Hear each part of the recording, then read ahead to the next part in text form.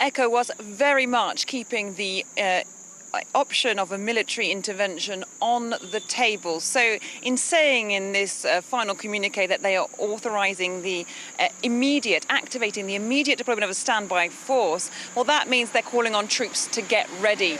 We don't know many details about this, in fact. We don't know the locations, the timings, the budget, nor indeed final confirmation of troops from which countries would be involved. Before this extraordinary meeting, we had heard variously from ministers in Nigeria, in Benin, in Côte d'Ivoire and in Senegal saying their troops would take part, but that hasn't been reconfirmed again today. So there's an awful lot about this which isn't clear, but it is ramping up the pressure on the junta in Niger, very much signalling that ECOWAS is willing to take military military action, if needed to reinstore what they call democracy in Niger.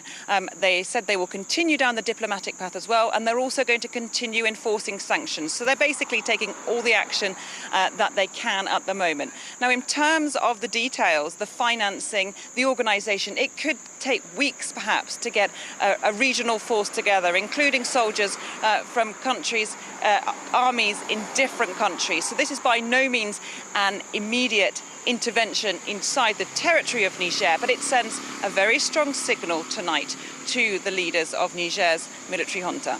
Well, and meanwhile, Catherine, there are these reports that the junta in Niger is threatening to kill President Bazoum if there's any kind of military intervention. What do we know about that?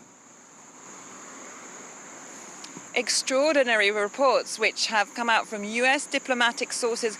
We've also heard them echoed to our team by Western diplomatic sources as well. And this was apparently communicated to the US Assistant Secretary of State Victoria Nuland on her recent visit to Niger to meet with members of the junta. This report saying that the junta have threatened to kill ousted President Mohamed Bazoum if indeed there is a military intervention in Niger. So we know there's been a lot of concern about the conditions under which he's being held and indeed his health. The US and the UN have both relayed their concern about that, and his party has also expressed their concern, describing his conditions as tantamount to torture in their words, saying that he hasn't had electricity for over a week, running water, and that he's running out of fresh food. So there are very much tonight concerns about what could happen to Mohamed Bazoum and his family, what their fate could be, and tensions seem to have ramped up now another notch here in this region.